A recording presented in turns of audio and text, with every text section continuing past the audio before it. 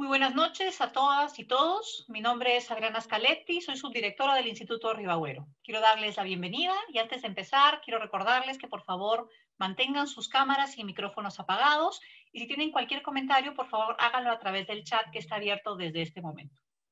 Ahora sí, hoy tenemos la presentación del libro Narrativa Peruana, Historia y Bicentenario de Eduardo Huara. El libro es un análisis desde la perspectiva de la crítica literaria y se propone establecer las tendencias predominantes en diferentes periodos de la historia del Perú republicano. Asimismo, la particularidad del enfoque va a permitirnos apreciar los inevitables vínculos entre la realidad socioeconómica y los manifiestos culturales entre los cuales está la narrativa literaria.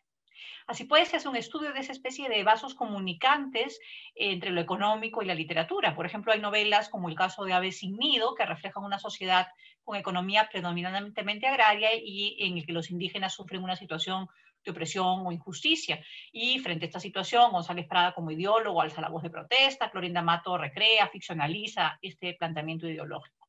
Es entonces importante, y uno de los intereses del libro, esta importante relación entre cultura y sociedad. Para introducirnos a su trabajo, esta noche hablará en primer lugar el autor, Eduardo Huara Álvarez. Él es profesor principal del Departamento de Humanidades, tiene un doctorado en la Pontificia Universidad Católica del Perú, un magíster por la Universidad Internacional de Andalucía. Ha sido profesor investigador en el CIAL de la UNAM y profesor visitante en las universidades de Milán y Bonn. Entre sus publicaciones destacan Pensamiento mítico en la narrativa latinoamericana de 2013, La novela peruana y la violencia de los 80 de 2016 y Cine y literatura, el dilema de las adaptaciones en 2019. Por favor, Eduardo. Ya, correcto, gracias. Entonces, les comentaba que siempre ha existido la necesidad de establecer una especie de relación para encontrar una relación entre la historia y la literatura, y particularmente con la narrativa, ¿no? A ver. Ahora sí está bien. Ya, entonces les decía que siempre ha existido este interés, inclusive, digamos, Ribagüero es uno de los primeros en hacer una especie de periodización de la literatura de la República, después viene Mariátegui con su planteamiento, y de los, digamos, más recientes quizás Antonio Cornejo Polar, que también hace un estudio, digamos, un estudio de la historia social, pero también de cómo se relaciona con la literatura. Entonces, lo que yo considero dentro de este trabajo que hemos puesto Narrativa Peruana es que existen varios momentos de convergencia y divergencia, ¿no? Hay momentos en que la historia va por un lado y la narrativa va por otro lado, definitivamente, ¿no? Entonces, los hechos históricos no siempre se reflejan automáticamente en la narrativa. No siempre, no siempre. Hay momentos, repito, en los que uno puede observar que existen una correlación de repente de 5 o 10 años, pero ahí aparece en la narrativa como reflejo de esa realidad. Pero en otros casos no, y no necesariamente. Y después de los años 70, 80, 1970, 80, ya la narrativa se hace su propio espacio imaginario, ¿no es cierto? Sobre todo con la narrativa fantástica, la narrativa que llaman así, narrativa fantástica, entonces ya se va haciendo su propia realidad. Pero, digamos, por ejemplo, esto llama la atención a veces, por ejemplo, la época de la independencia, y estamos por celebrar el bicentenario. Si nosotros tomamos como referencia 1821 o 1824, nos vamos a encontrar, por ejemplo, que pocos años después no existe un relato, no existe una novela acerca de ese acontecimiento. La novela más importante de ese periodo histórico fue escrita por Angélica Palma, la hija de don Ricardo Palma, y se llama Tiempos de la Patria Vieja. ¿Y en qué año se escribe eso? En 1824. 1824, o sea, 100 años después. Por eso le llama Tiempos de la Patria Vieja. Entonces, fíjense cómo hay estos casos de divergencia, ¿no es cierto? No hay necesariamente una correlación. La guerra con Chile es a fines del siglo XIX y sobre este acontecimiento hay pocos relatos relatos, una gran novela sobre este momento histórico funesto para el Perú, pero aparece recién en el siglo XX, ¿no es cierto?, con las publicaciones de Guillermo Sonday. Entonces hay casos en los que no hay una convergencia necesariamente. En el caso del Perú, en el caso de la independencia, pues de alguna manera también se explica porque en el caso de Lima existían dos tendencias de fidelistas y separatistas. Además, Lima era la capital del virreinato, entonces había muchos notables. Habían ciertas circunstancias que determinaban que Lima no fuese necesariamente, no tuviese un ambiente, digamos, libertario necesariamente, ¿no? Entonces, todo eso influye para que la narrativa, al contrario, como dice el mismo Mariátegui, siguiera siendo costumbrista, ¿no? Siguiera los modelos de la narrativa, la literatura española. Entonces, sí, sigue siendo una prolongación. Pero para decirlo rápidamente, porque no voy a tener mucho tiempo, lo que sucede con el costumbrismo es que son relatos que siguen más o menos las pautas del espíritu americanista que había implantado Vizcardo y Guzmán. Entonces había difundido esta idea del americanismo para que pusieran los ojos en lo que es particular, digamos, tanto Vizcardo y Guzmán como Andrés Bello, en lo que es propio de América Latina. Entonces, lo que es propio tenía que ser destacado. Lo que es costumbre propia, como, digamos, por ejemplo, cosas tan simples como los carnavales, las costumbres del paseo de Mancaes, etcétera, todo eso está dentro del costumbrismo, pero destacando con, digamos, la particularidad también es el tono de humor con el que se cuentan estos pequeños incidentes o pequeños hechos anecdóticos, ¿no? Eso me parece que es importante. Ahora, la diferencia entre, por ejemplo, estos costumbristas y Ricardo Palma, que escribe ya a mediados del siglo XIX, empieza a publicar sus tradiciones, es que Palma hace una mirada hacia atrás. O sea, mientras los costumbristas que escribían desde 1821 hasta 1850, se fijaban mucho en el presente, Palma da un giro hacia atrás, o sea, empieza a observar que dentro de la historia virreinal, dentro de esos 300 años de presencia española, hay pues muchos personajes y episodios destacables, ¿no?, que se deben mencionar. Y entonces, a propósito de eso, yo estoy insertando ahí en este libro que estoy presentando hoy día, por ejemplo, algunos estudios que hice hace 2 años y estuve recogiendo estos estudios para poder observar, por ejemplo, que muchos de los relatos, ¿no?, de Ricardo Palma están basados en crónicas, o sea, en crónicas de Garcilaso de la Vega, por ejemplo, ¿no?, o del Palentino, ¿no? Entonces son crónicas que están escritas como crónicas, ciertamente, pero la historia está ahí, la trama está ahí. Entonces, lo que hace Ricardo Palma es reescribir estas historias, estas pequeñas historias, las reescribe con el tono y el humor que nosotros sabemos que tenía Ricardo Palma. Y entonces, la novedad está en eso, en que poco se difunde, poco se sabe que muchas de estas historias están basadas en tradiciones. El mismo Ricardo Palma a veces no las menciona, a veces sí y a veces no. Entonces, no menciona sus fuentes, quiero decir. Entonces me parece que este es un trabajo desde ese punto de vista interesante, porque yo hago un estudio comparativo de estos relatos tal como los plantea el Inca Garcilaso y cómo los está presentando Ricardo Palma. Ya ustedes juzgarán cuánto de parecido se presenta en ese caso, ¿no? Hasta que de pronto termina este interés de Palma, más o menos con el fin del siglo, más o menos, pero después tenemos el episodio de la guerra con Chile y posterior a eso lo que sucede es que aparece un intelectual brillante como González Prada, que de alguna manera plantea que se debe refundar el país, la nación, la idea de nación que estaba hasta entonces muy pensada en la ciudad, en la costa y particularmente en la ciudad de Lima, ¿no? Y ya para que tengan una idea nomás, que en el desarrollo histórico social,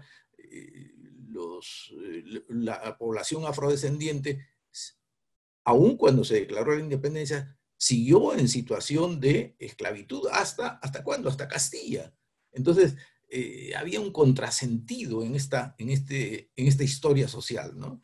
Pero ese tema, por ejemplo, el tema de la historia social, eso no aparece en la narrativa, ¿no? Salvo cuando aparece Matalaché, entonces, de Albújar, entonces empieza a construir una historia romántica sobre la población negra, ¿no? El caso de la población china, que vienen también aquí con la idea de encontrar, porque les habían vendido la idea de que encontrarían cerros de oro aquí en el Perú, pero en realidad esta población china luego, cuando llega al Perú, se dan cuenta que esa no es la realidad. Eso también se ve en el trabajo que hizo Trasseñé en El País de las Colinas de Arena, ¿no? Eso me parece que es importante y destacable, ¿no? Otro caso que me parece importante mencionar es que a fines del siglo XIX estamos ante un escenario en el que, les decía, aparece González Prada para cuestionar, digamos, la manera como se ha organizado el estado de injusticia en el que se encuentran las grandes mayorías, y la que acoge este discurso es Clorinda Mato. Pero Clorinda Mato, como narradora, por ejemplo, tiene más dominio de lo que es la novela que Mercedes Cabello, ¿no? De lejos es mucho más narradora. Su novela Ave sin nido tiene alternancia de acontecimientos. En todo caso, algunos que han cuestionado su novela, pues señalan que el final efectivamente es romántico, ¿no? No lo podemos negar. El final está más dentro de las historias románticas, ¿no? Y es cierto que ella denuncia la situación de injusticia que vive la población indígena, pero todavía se ve dependiente, de alguna forma, de benefactores externos, o sea, la posibilidad de mejoría para ellos, o por lo menos de atención hacia ellos, solo viene de benefactores externos. Pero ellos todavía no son personajes protagónicos, como sí lo van a hacer con el indigenismo, que luego vemos con El Mundo Sancho y Ajeno, que es de 1941, o con José María Arguedas, ¿no? En 1935 publica Agua, después Yaguar Fiesta. Entonces ahí tenemos sí una mirada diferente. Ninguno de los dos fue indígena, claro está, pero digamos que hacen un esfuerzo de compenetrarse con esta realidad. Es una narrativa mimética, es una narrativa que desarrolla su idea de novela bajo los cánones de lo que era o de lo que fue la novela europea del siglo XIX, ¿no? Entonces, bajo esos parámetros de lo que es la novela, encontraremos esto. Hay que destacar el mérito de Arguedas, que hace un acercamiento, en cierto modo, antropológico hacia la población indígena, pero un acercamiento que termina siendo auténtico, ¿no? O sea, que ahí no ve uno el disfraz, uno ve que efectivamente es una persona comprometida con esta población, y que, como él mismo lo ha atestiguado muchas veces, él se sentía más a gusto con ellos, al lado de ellos, que con la gente que era de su estatus social, ¿no? Entonces me parece que eso es meritorio. Después también no hay que descuidar que con el modernismo, ¿no es cierto?, también aparecen una serie de aportes a una narrativa menos mimética, más bien tratando de aportar temas de una narrativa más ficcional, más fantástica, enigmática. Eso me parece importante en el caso de Clemente Palma, ¿no? Después de Clorinda Mato, otra escritora destacable es María Rosa Macedo, al escribir ella su narrativa regional, sus personajes son, digamos, de la costa sur del Perú, de la zona de Ica, ¿no es cierto? O antes de Ica, zona de Nazca.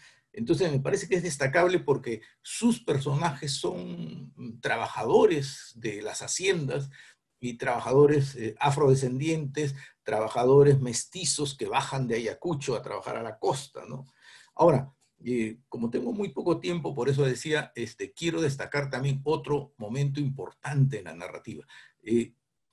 Yo he hecho un trabajo sobre eso, sobre el neorrealismo, y me parece que, y en esto coincidimos también de alguna manera con lo que dice Vargas Llosa, en 1950 o alrededor del 50, la generación del 50 es un punto de quiebre decisivo, porque es un periodo en el que los escritores como Ribeiro, Reynoso, Congrens, Zabaleta, son escritores que se interesan no solamente por qué voy a escribir, qué voy a contar, ¿no? Y en todo caso se detienen bastante en ese aspecto, en la elección del tema, y un tema que además tenga repercusión social, un poco esa es la ubicación del escritor en esa época. Y en cambio, en la narrativa de los 50, piensan de que sí, que hay que escribir sobre la realidad, pues no la realidad social, pero hay que explorar modos de contar. ¿Cómo voy a contar la historia? ¿Cómo contar esa historia? Entonces, la narrativa se convierte en un laboratorio donde van adoptando una serie de técnicas narrativas de escritores que ya se empezaban a conocer, Joyce, Proust, Faulkner, ya tenía mucho éxito de alguna manera, Hemingway. Entonces, todos ellos influyen de una manera decisiva en esta exploración de los modos de contar. Y entonces el neorrealismo aparece en esa circunstancia, en ese punto de quiebre en el que los escritores empiezan a explorar otras posibilidades de contar. Ribeiro, el mejor cuentista, ensaya varios modos de contar, ¿no? Y claro, Vargas Llosa está joven todavía, bastante joven, y entonces él empieza también con este ímpetu, con ese interés por explorar modos de contar, solamente que él rápidamente, después de Los Jefes, empieza a escribir ya sus novelas y se va a quedar preferentemente en la novela, ¿no?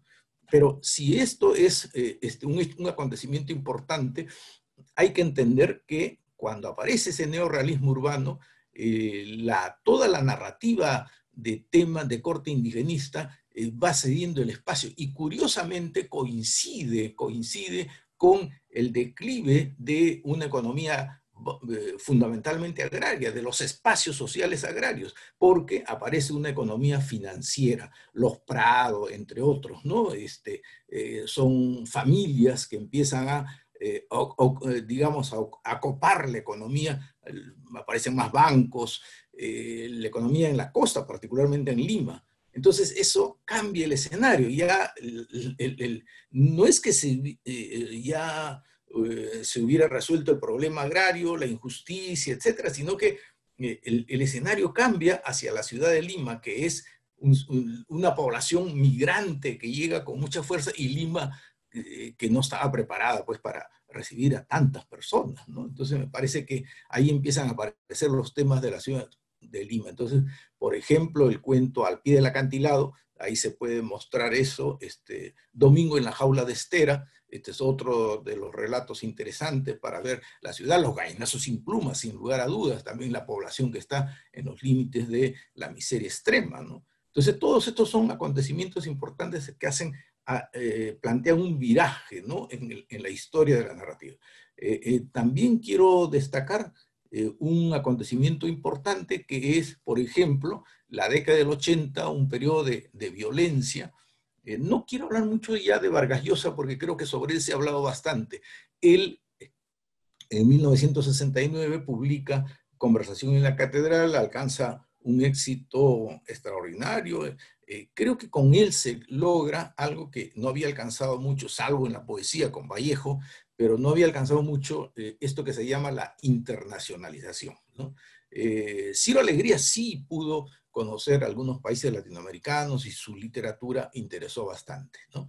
Pero después de eso hay pocos escritores que alcanzan la internalización que alcanza o que alcanzó desde esa época, de los años 70, Vargas Llosa. E integró además el boom de la narrativa latinoamericana, como se le conoció después. Entonces me parece que él ocupa un lugar especial en la narrativa. Y después de eso les decía que en los años 80, en la época de la violencia, también va a tener un reflejo en la narrativa, en la novela.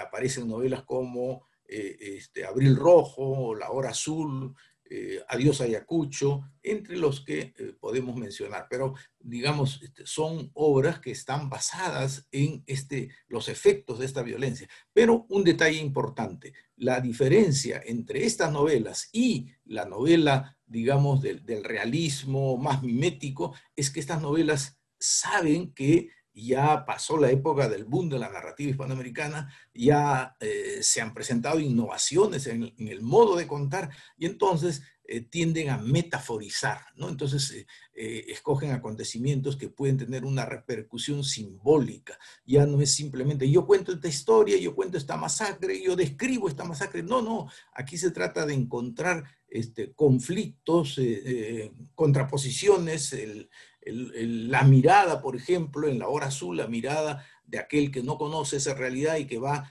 como si tuviese una cámara subjetiva, va haciéndonos ver aspectos que la población de entonces tampoco conocía, me refiero a la ciudad de Lima, ¿no? Veían el problema de la violencia como algo ajeno, como algo lejano, ¿no? Y quiero terminar mi exposición rápida, solamente mostrando, que ha habido una época en la que en los años 70 se desarrolla un tipo de narrativa antropológica, que yo le he denominado así, porque el Perú es un país de múltiples culturas y entonces aparecen escritores, por un lado, por ejemplo, Arguedas ya no es el narrador de esta, digamos, de esta contraposición entre hacendados y la población campesina. No, no, ya él hace otro acercamiento que se ve reflejado en La Agonía de Razuñiti, que es un acercamiento más antropológico.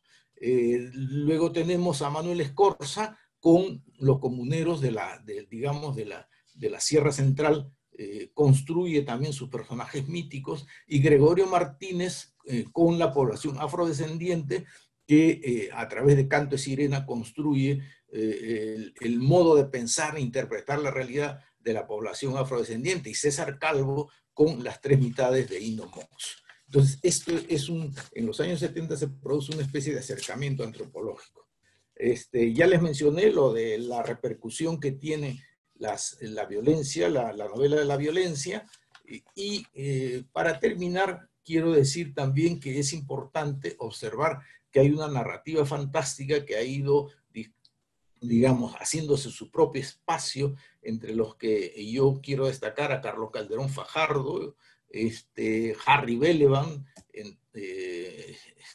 Ricardo Zumalabia, que nos acompaña esta vez. Bueno, y entonces hay un espacio de narrativa que se va distanciando de ese realismo demasiado mimético en muchos casos.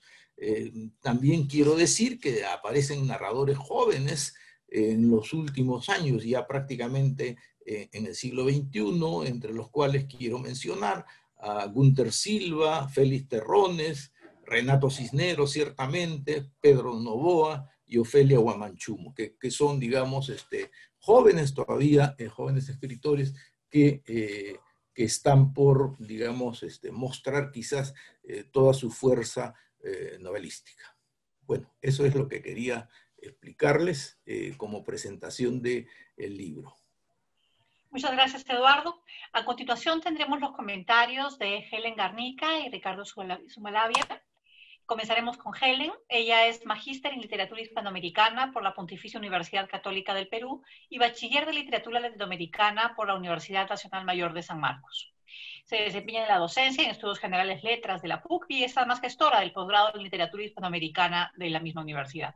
Además es docente del Centro PRE de Bellas Artes. Forma parte del comité editorial, de la revista de crítica literaria peruana Entre Caníbales. Ha ganado el premio Ensayo Histórico en los Juegos Florales 2013 y el literario en el Centro de Estudios Orientales en el 2016. Por favor, Helen. Buenas noches. Quisiera agradecer la invitación del profesor Eduardo Guara, también la organización de los eventos del Instituto Ribagüero y al público en general. Brevemente les voy a comentar sobre el libro Narrativa Peruana, Historia y Bicentenario, y quisiera destacar que este libro está distribuido en 16 capítulos, y lo importante es quizá que está distribuido a modo de artículos. Es decir, cada acápite que trate sobre un autor o sobre un tema en particular se va a constituir como un artículo independiente, que cuenta con su propia bibliografía y que, pese a este afán de haber intentado mapear toda la evolución del canon literario, también mantiene independencia. Ello es importante si pensamos en los acercamientos a la lectura. Asimismo, también quisiera saludar la iniciativa del profesor Guara, porque en el contexto del siglo XXI es bastante arriesgado quizá pretender trazar un canon, y es un riesgo que asume el profesor al trazar un canon que inicia incluso desde la época de lo que se puede asumir como la literatura republicana y llega, como él mismo lo ha señalado, hasta el siglo XXI, a través de la detección de ciertas tendencias narrativas, donde, por ejemplo, se halla los escritores Pedro Novoa, el profesor Ricardo Zumalave y también Ofelia Guamanchum. En ese sentido, me parece loable el riesgo, porque trazar un canon, cuando casi siempre lo que más bien ahora parece existir en la crítica literaria es una suerte de fragmentarismo, es importante, ¿no? Porque esto nos permite también construir, pues, o mapear las diferentes tendencias, las diferentes discusiones y los diferentes movimientos que existen en nuestro proceso literario peruano, sobre todo si pensamos que el próximo año vamos a cumplir 200 años de independencia. En ese sentido, en atención al Bicentenario y también al contexto que estamos viviendo el día de hoy y esta semana, estos conflictos donde se ha demostrado que esta estructura social que hemos constituido está por todos lados haciendo huecos, voy a destacar los capítulos 7, 12, 13, 15 y 18, que mapean el indigenismo. Es cierto, el profesor no solamente se ciña al indigenismo, también aborda la narrativa de la década de los 60, aborda la narrativa urbana y también explora la beta fantástica, que me parece importante porque la beta fantástica por muchos años fue relegada del canon. Pero me quiero centrar en el conflicto indígena, porque vamos a ver que a pesar de las diferentes tendencias literarias que existan y a pesar de la apertura hacia un cosmopolitismo, todavía se siguen manteniendo conflictos que de hecho el día de hoy están refractando nuestra realidad. Por ejemplo, el profesor empieza con la reflexión de Ribagüero sobre qué cosa es la literatura, ¿no? Y él señala cómo en muchas de las propuestas, las de Ribagüero, las de González Prada, incluso la de Antonio Cornejo Polar o la de Mariátegui, va a existir una literatura donde prevalezca el plano ideológico. Eso no quiere decir que la forma no sea trabajada, pero el plano ideológico va a ser el que se superpone. Asimismo, también hay un intento de mapear otras voces que quizá han quedado relegadas también, porque casi siempre lo que solemos hacer, o lo que se solía hacer en la crítica hasta hace pocas décadas atrás, era simplemente ver la confrontación urbe versus sierra. Y más bien en este libro se tratan de ver otras líneas, ¿no? Por ejemplo, está la narrativa afrodescendiente, con el análisis de Gregorio Martínez y Antonio Gálvez Ronceros. También se halla esbozada la línea de la narrativa de la Amazonía, a través de César Calvo, por ejemplo. Y en esta lectura indigenista, que era la lectura que les señalaba, el profesor señala este proceso metonímico de conversión que existe, por ejemplo, en la obra Agua de José María Arguedas. Entonces, ¿qué es lo que va a pasar en el capítulo 7 y en el capítulo 12, que fueron los que más me interesaron, ¿no? Por ejemplo, parte de José Carlos Mariátegui. De José Carlos Mariátegui, los 7 ensayos sobre la realidad peruana, donde se incide en esta estructura feudal y señala que hay un triple problema, ¿no? El problema de la economía, el problema de la tierra y el problema de estos señores feudales que todavía siguen gobernando, y de hecho son los que constriñen al indígena y van a preparar el terreno para lo que después va a ser la reforma agraria, a través del descontento de la comunidad indígena. Asimismo, destaco también el componente de subversión que va a hallar, por ejemplo, en el personaje del búfalo. Está basado en un sustrato histórico que es la rebelión contra el dictador Sánchez Cerro. Entonces, esto es lo que más o menos se esboza, ¿no? Hacia el capítulo 7. En el capítulo 12 también vuelve a hacer un análisis de y yo he destacado los autores de José María Arguedas, Manuel Escorza y Gregorio Martínez. De hecho, me parece interesante cómo plantea este conjunto de perspectivas o narrativas, donde, por ejemplo, va a señalar cómo los héroes emprenden diversas luchas, que no siempre van a ser exitosas. De hecho, muchas de estas luchas parecen, en el plano superficial, estar condenadas al fracaso. Sin embargo, este plano superficial va a ser relegado porque vamos a observar que existe una constante mirada hacia el plano mítico. Es decir, que en el plano de lo real, o de lo que conocemos como la realidad real y la superficie, vamos a tener el enfrentamiento, la confrontación entre un sector feudal y un sector indígena que busca hacerse de los derechos sobre su tierra y busca mejores condiciones para la calidad de su comunidad o su colectivo. Este sería el plano de la realidad real, pero debajo de ese plano va ya el otro plano, que es el plano mítico. Y este plano mítico también va a ser una constante a lo largo de las obras indigenistas que el profesor Huarak recupera. Entonces, así va a incidir como, por ejemplo, en la pentalogía de Manuel Escorza, en el personaje de Garabombo, el invisible, parece que con su muerte el proyecto de rebelión ha terminado. Sin embargo, va a demostrar que la muerte de Garabombo puede significar, es cierto, su muerte física, pero implica también su paso hacia el componente mítico. Garabombo va a pasar a ser inmortal a través de la prevalencia de esta lucha. Y de hecho, esto también va a pasar en Rosa Cuchillo, si atendemos ya al capítulo 3, ¿no?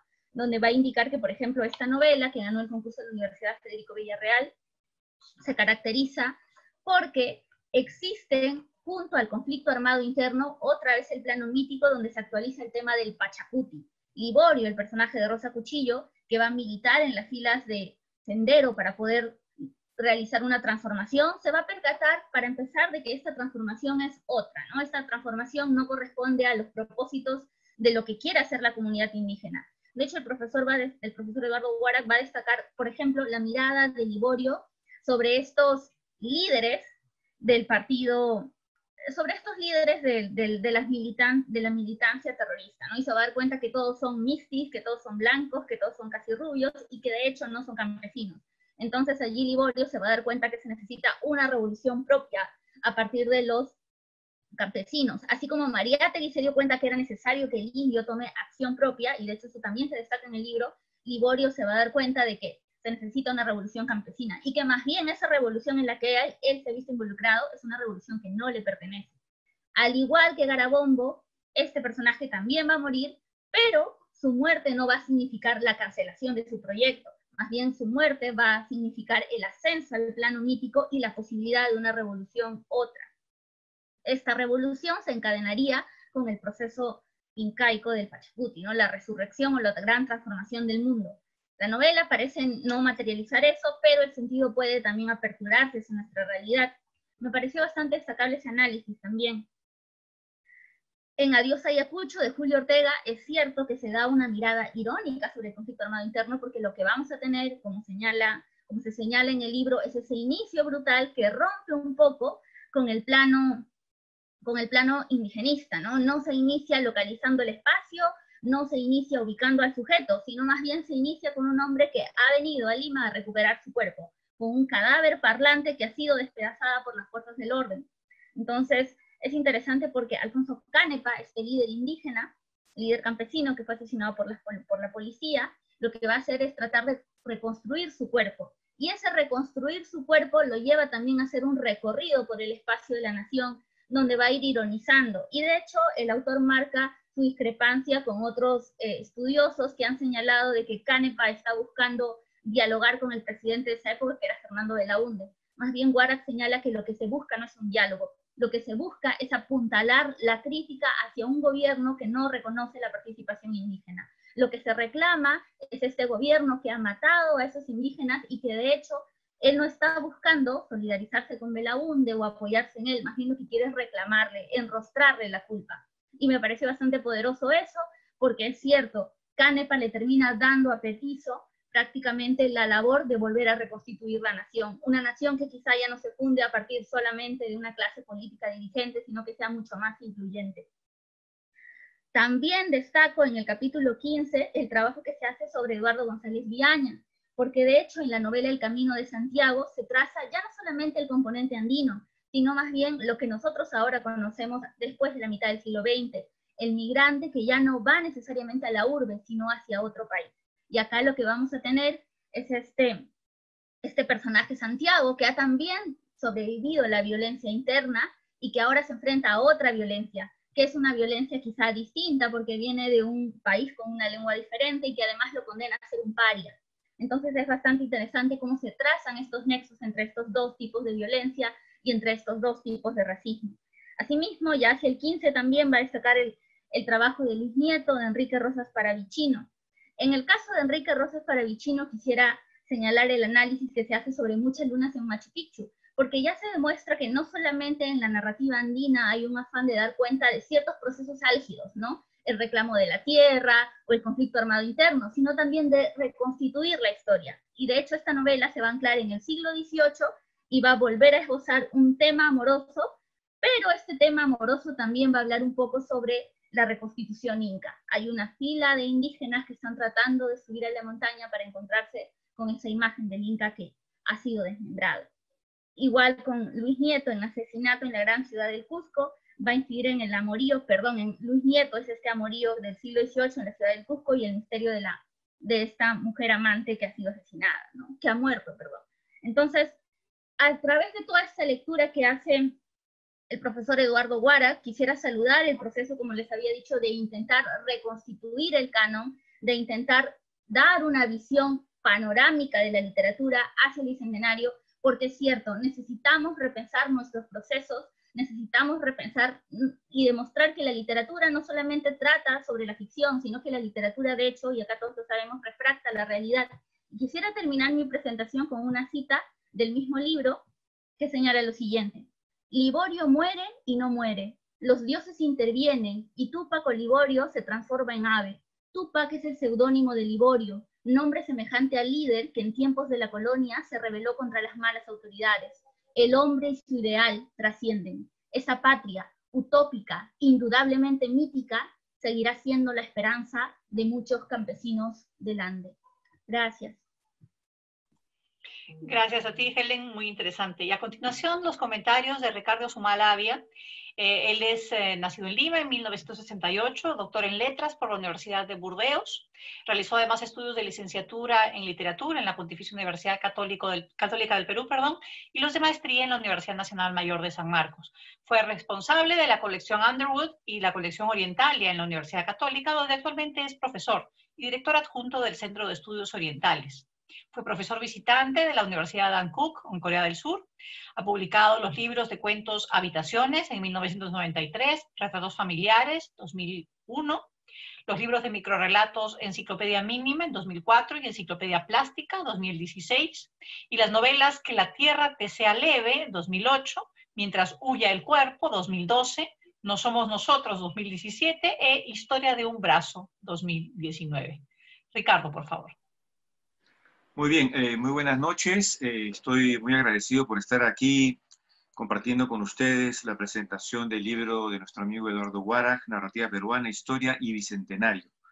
Bueno, siempre es complicado presentar un libro y ser el último en hablar porque normalmente los predecesores pues se llevan las mejores ideas. Pero me parece muy interesante todo el planteamiento que ha realizado Eduardo, ese planteamiento introductorio, y el enfoque en la presentación de Helen. La verdad que los felicito a los dos. Entonces voy a tratar de ir centrándome en algunos aspectos que quizá podrían ayudar a complementar la conversación, la celebración que estamos teniendo el día de hoy en la presentación de este libro. Lo cual es un poco complicado para mí en tanto que, por ejemplo, como bien dice Helen, siempre es complicado, es un riesgo poder establecer un canon cuando se establece, como en este caso, una visión panorámica de la narrativa peruana, porque siempre habrá ausentes, siempre habrá cuestionamientos sobre determinados autores, sobre determinadas obras, sobre determinados enfoques. Y dije que va a ser complicado para mí, en tanto que yo he sido incluido, que constituyo parte de ese canon que ha establecido Eduardo en su libro, y me siento muy, muy honrado por ello. Así que voy a tratar pues de establecer esa diferencia entre el académico frente al escritor. También podré hablar quizá unos minutos como autor agradecido. Pero como escritor, como investigador, como académico ahora, quiero resaltar la propuesta de Eduardo Warach en este libro, porque sí me parece interesante que nuevamente, ya en el siglo XXI, retomemos un análisis cruzado entre la producción literaria, los libros, la producción narrativa en este caso, con los hechos históricos, ¿no? Como bien recordamos, en determinada época de los estudios literarios, pues el enfoque fue básicamente a que el libro explique, se defienda por sí solo y de alguna manera pues independizaba totalmente de todo lo que podría transcurrir alrededor, ¿no? Un enfoque que no era malo del todo, me pareció válido en su momento, pero que creo que ahora, en esta época, en el siglo XXI, sí me parece pertinente poder realizar estas nuevas lecturas, volver a los que ya formaron parte del canon y aparecen aquí en el libro de Eduardo, como los que se han ido incluyendo, o también los que ya formaron parte del canon, pero han merecido una relectura pertinente, bajo la estrategia que muy bien ha notado Helen, a modo de artículo, de manera independiente. Lo cual se agradece también porque facilita su lectura, y estoy pensando en jóvenes investigadores, en jóvenes estudiantes de literatura, o también para el público en general, ¿no? Creo que ha sido muy bien pensado por Eduardo plantearlo, estructurarlo de esa manera, y con un lenguaje también, por qué no decirlo, bastante asequible, ¿no? No es de aquellos libros que pueden ser sumamente interesantes, que aportan mucho a la materia, pero que se convierten en textos solo para determinado círculo que maneja la bibliografía de quien lo propone, ¿no? Como digo, interesante, oportuno en determinados contextos, pero en la propuesta de Eduardo me gusta que sea un libro que pueda propiciar la lectura de los autores, lo cual también me parece algo importante, ¿no? Tiene un enfoque muy claro, específico, sobre los textos que él ha escogido, a los autores que ha preferido incluir para establecer este canon, pero también algo que, como digo, a partir de hablarnos de estos autores, también nos transmite su pasión, la pasión de Eduardo Warach como lector, que creo yo que es fundamental, y lo cual, como acabo de mencionar, también pienso que va a motivar a nuevos lectores. Por otro aspecto, retomando estos elementos de la historia, sí me parece interesante también que podamos ya ahora releer todo el panorama de la narrativa peruana en el marco de tiempo que ha marcado Eduardo Warach, pensando en todos aquellos proyectos de modernización, proyectos que, como decía Cacclini, que iba desde proyectos de una modernización estética, económica, política, etcétera, y que en nuestro caso, en el caso peruano, también lo podemos tomar como proyectos frustrados, como proyectos inacabados, ¿no? en distintos ámbitos. Entonces me parece interesante, a pesar justamente de esta independencia de cada capítulo y de cada apartado, también nosotros podemos establecer una lectura en todo el conjunto, ¿no? Donde lo que se remarca justamente, y también lo mencionaba Helen, esos momentos que fueron traumáticos en la historia peruana, aquellas circunstancias históricas específicas que truncaron proyectos, los truncaron completamente o parte de esos proyectos, y que la literatura, la narrativa, en algunos casos ha dado muestra de esos proyectos inconclusos, pero en otros casos también, como podemos ver en el modernismo, ha habido una idealización, ha habido una proyección de esa idea de búsqueda de la modernidad, lo cual es muy interesante, creo yo, porque nos plantea como mundos paralelos, ¿no? El que nosotros hemos vivido en estos 200 años, ya a punto de conmemorar el bicentenario en vida republicana, y poder establecer justamente estos contrastes con lo acaecido, pero también con aquellas proyecciones narrativas. Un autor, que no voy a negar es de mi preferencia entre los modernistas, que justamente propulsaban esta idealización, fue Clemente Palma, un autor polémico, también hay que decirlo, además un autor que fue marginado durante muchos años por sus ideas, que, ojo, que no solamente eran sus ideas como un hombre que podía considerarse discriminador, clasista, racista, pero no hay que perder de vista que en esos años, desde finales del siglo XIX y principios del siglo XX, llegaron muchas ideas, ¿no?, desde distintos puntos de Europa que se habían extendido en toda América Latina y que planteaban justamente, pensaban que el ideal de ese hombre nuevo, moderno, tenía que regirse bajo ciertos lineamientos que efectivamente a la distancia sí los vemos pues como clasistas, racistas, discriminadores en general. Y eso lo menciono porque era un discurso muy, muy extendido, ¿no? Y pongo un ejemplo, un texto muy poco difundido de César Vallejo, por ejemplo, él escribe un artículo donde ataca duramente a la inmigración china, pero duramente, ¿no? Y claro, eso nos sorprende, nuestro gran poeta, nuestro gran escritor César Vallejo, siendo tan duro con la migración china en el Perú y pidiendo al Estado peruano que regule las leyes para que no entren más chinos en el Perú. Pero esto no significa que yo tenga que excluir del canon a César Vallejo, ¿no? Sino más bien esto nos permite leer la obra de César Vallejo en distintos planos. Creo yo que eso sí también facilita y puede abrir la lectura a tantos otros autores, entre ellos a Clemente Palma, que fue uno quien justamente también retiró del canon en ese momento al poeta César Vallejo. Esto creo yo que sí es pertinente, nos ayuda para abrir más los ojos.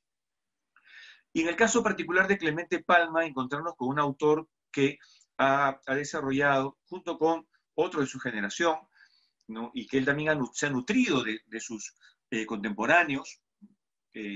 Menciono luego también a Abraham Valdelomar, a Bengolea, a Ventura García Calderón, etcétera, etcétera, en la construcción de ese mundo, de ese proyecto de modernización desde la fantasía, por ejemplo, ¿no?, desde esa construcción del mundo fantástico, lo cual también, a la luz del tiempo, es interesante poder verlo de la siguiente manera, porque en esas épocas se asumía, por ejemplo, lo fantástico como un opuesto a lo real, ¿no? La realidad y la fantasía en choque, en pugna, lo irreal tratando de alterar la realidad, lo establecido.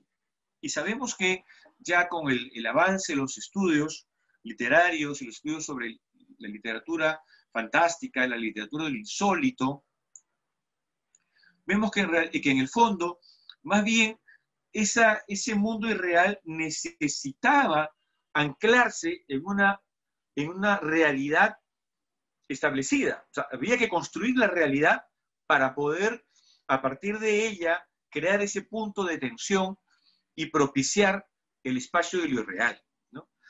Clemente Palma, Ventura García Calderón, entre todos los otros autores que he ido mencionando y que aparecen aquí en los textos que analiza Eduardo Guara, creo yo, ahora pueden ser leídos a partir del texto que nos propone Eduardo, justamente de una manera diferente, ¿no?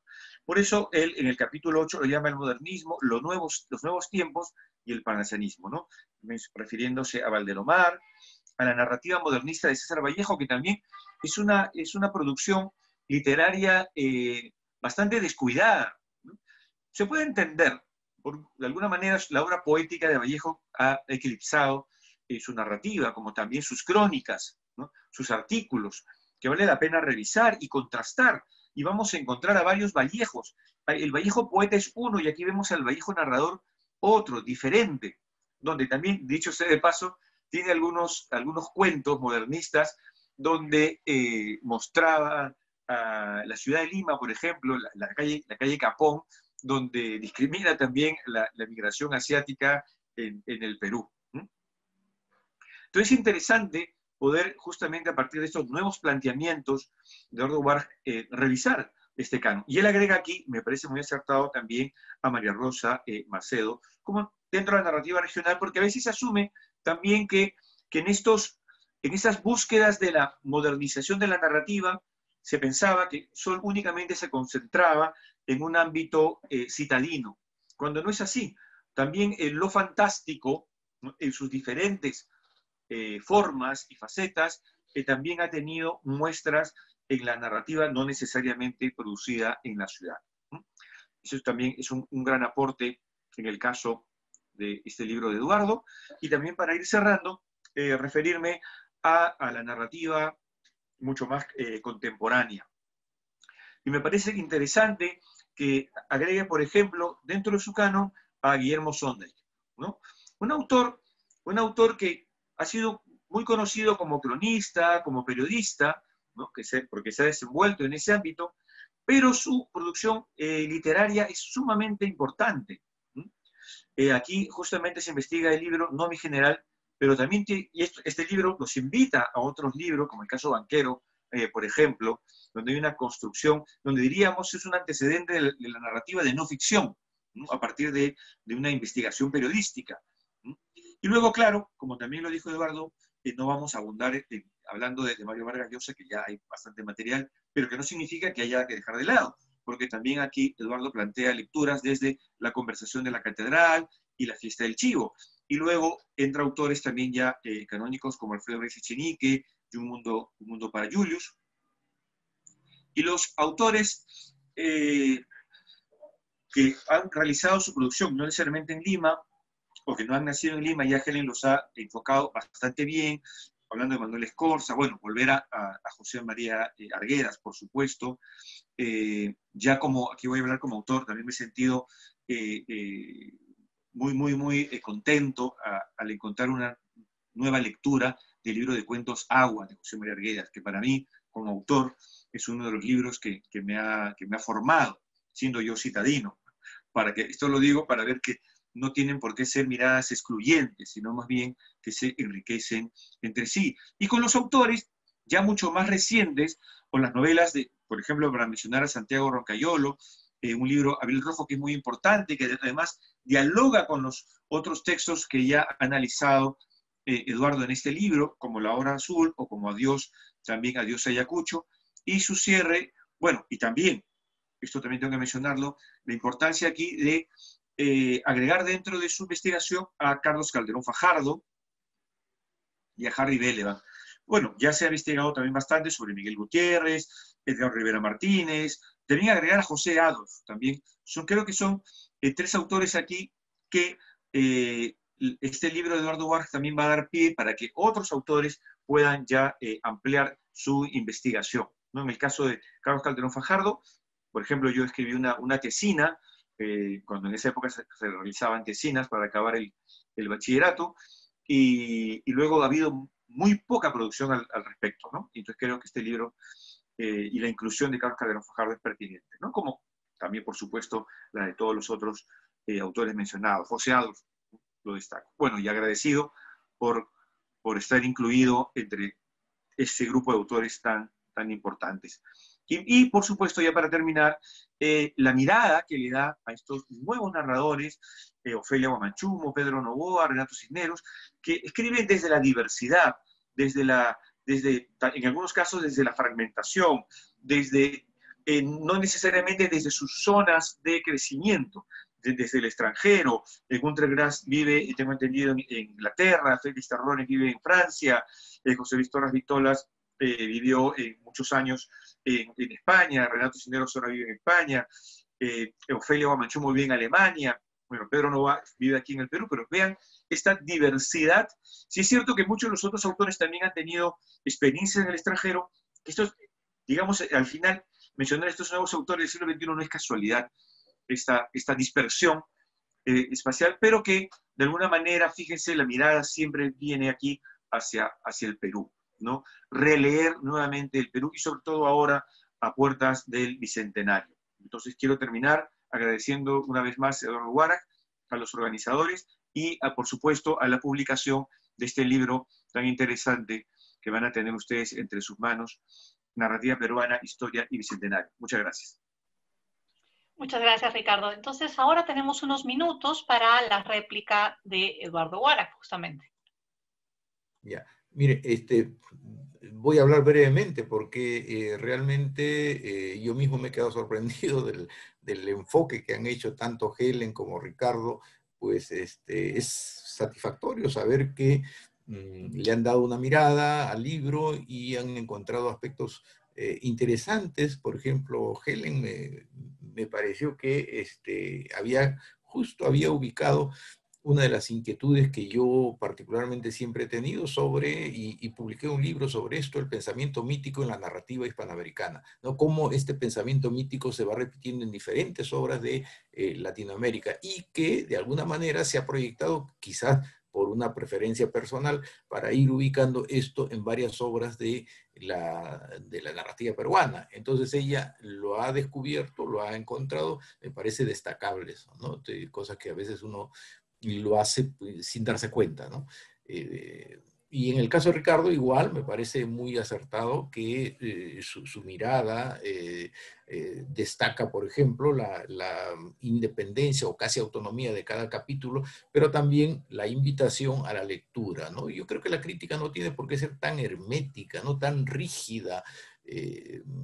No voy a mencionar los profesores que tuve, pero algunos eran demasiado herméticos, tanto que uno tenía que haber hecho lecturas previas sobre ese autor para poder entender lo que decían en su crítica, ¿no? Esto está hecho como para que las personas interesadas en la narrativa, en el proceso de la narrativa, pues puedan acercarse a la obra y leerlas por capítulos. Este libro lo está editando la editora Casa de Cartón, así se llama, Casa de Cartón. Y lo está editando y va a tener dos modalidades, si uno quiere impreso, y la otra Kindle, creo que le llaman, cuando uno puede conseguir el libro para hacer una lectura virtual. Eso después del 8 de diciembre va a estar a disposición de todos, ¿no? Nada más. Gracias.